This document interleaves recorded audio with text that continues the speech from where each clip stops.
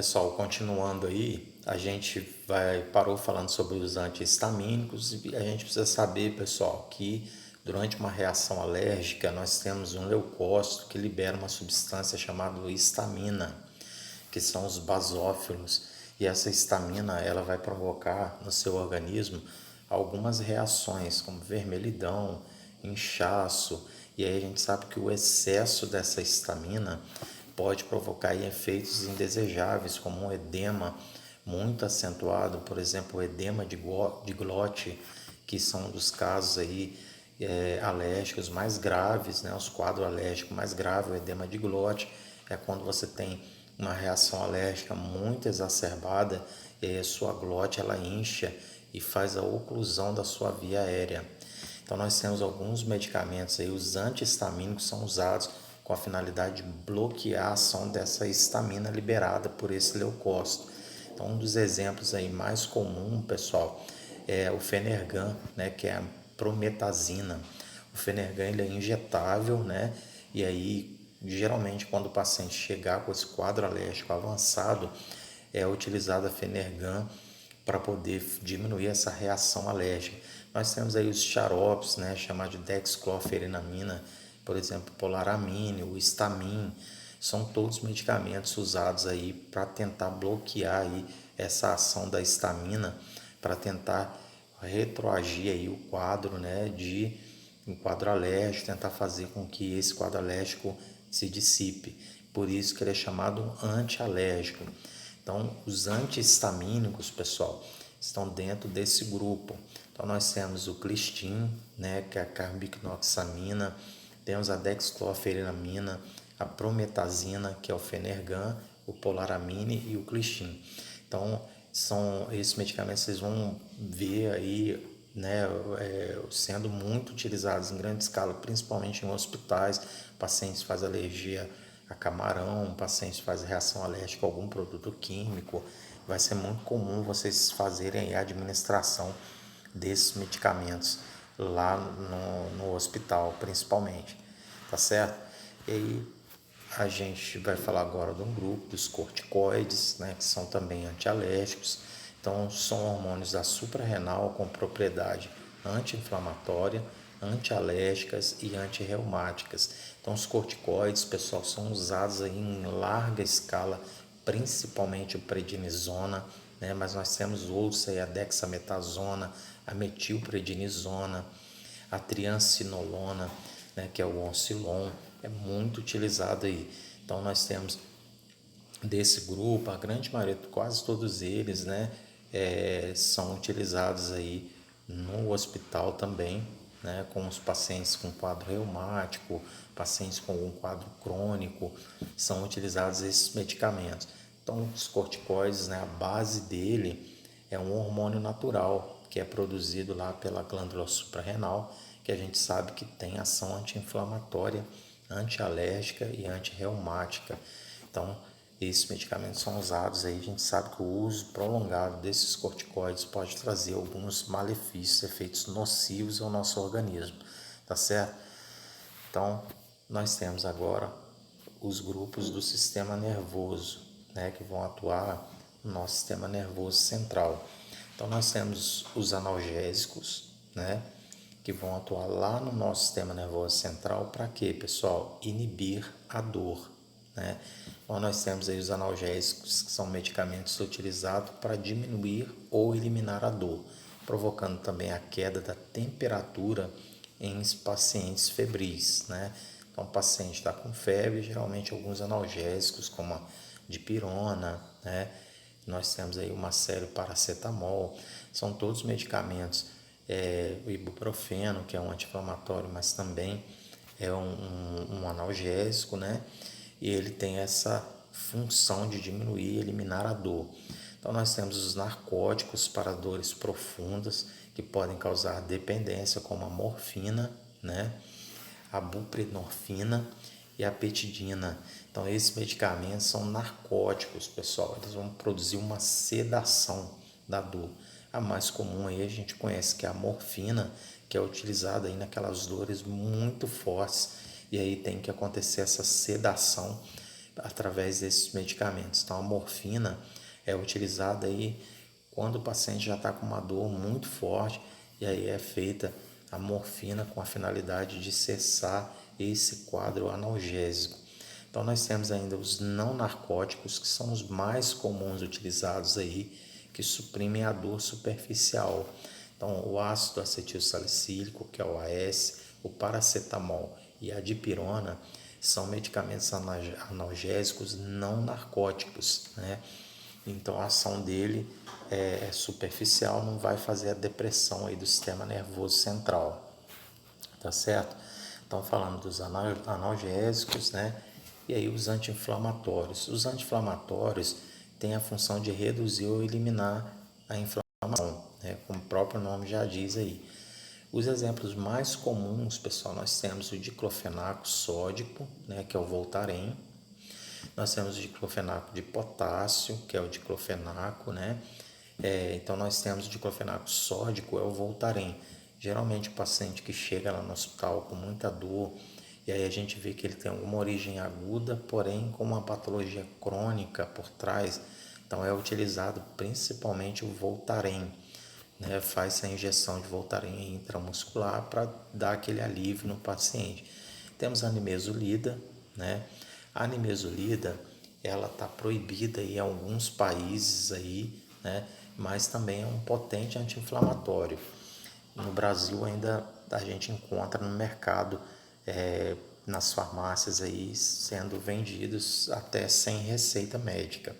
Então nós temos a benzidamina, né, que é o Benflugin.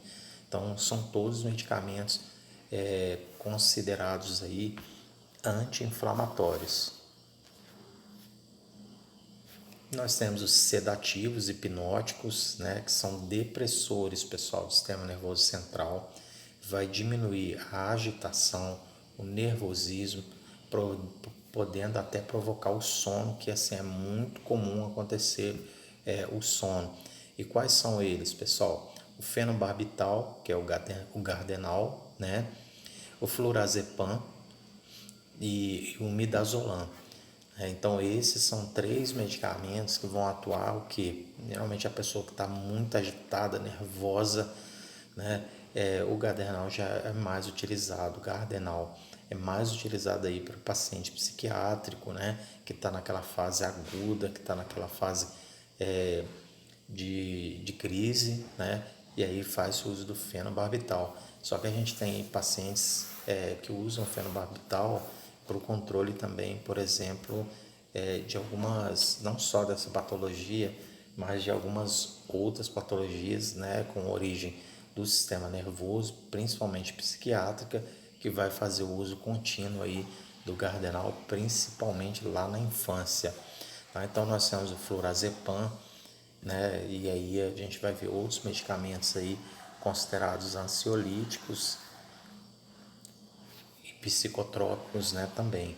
Então agora, pessoal, vamos falar dos psicotrópicos. Os psicotrópicos, eles são capazes de atuar seletivamente sobre as células nervosas que regulam os processos psíquicos do homem, como sedar, estimular ou alterar o humor, o pensamento e o comportamento. Então eles se dividem, pessoal, os psicotrópicos em neurolépticos, isso é muito importante você saber, em ansiolíticos e antidepressivos.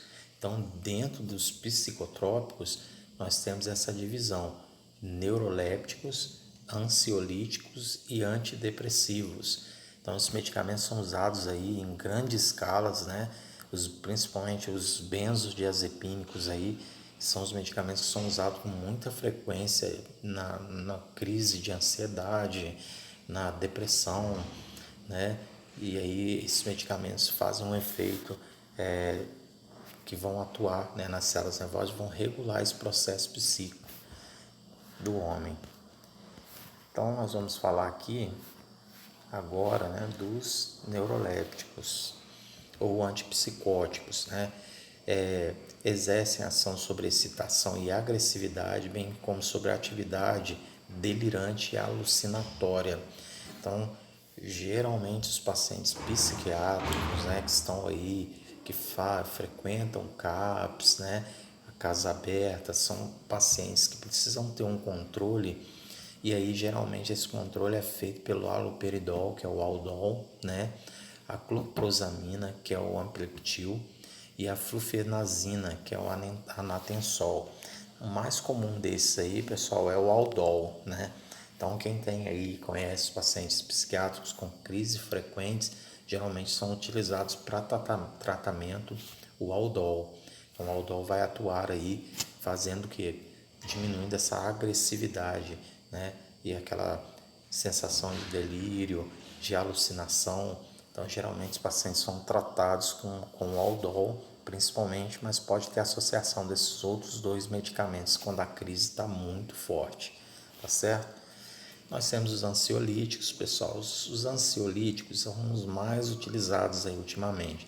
Então, vai atuar na ansiedade e na tensão com pacientes com problemas neurológicos, né? Não só psiquiátricos, não só psicóticos, mas também nos pacientes com problemas neurológicos também. Então, nós temos aí o mais comum é o diazepam, né? Nós temos o bromazepam e temos o lorazepam. Então, esses três medicamentos são usados em grande escala no Brasil, porque a gente sabe que a gente tem uma quantidade muito grande de pacientes usando, fazendo uso de antidepressivos, né? Esses são considerados ansiolíticos, e aí a gente vai ver agora os antidepressivos. Então, os antidepressivos, pessoal, nós temos a função deles vai ser o quê? Diminuir a depressão, porém, para ter efeitos positivos, devem ser usados por algumas semanas no mínimo. Então, geralmente eles são usados para tratamento. O Amitril, por exemplo, que é a amitriptilina, né, que é o triptanol, que é né, a forma comercial mais conhecida, é o Amitril e o triptanol.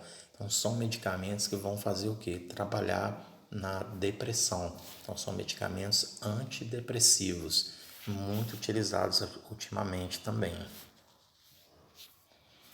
E ainda nós temos os medicamentos adrenérgicos, né? Adrenalina, os simpaticomiméticos, né?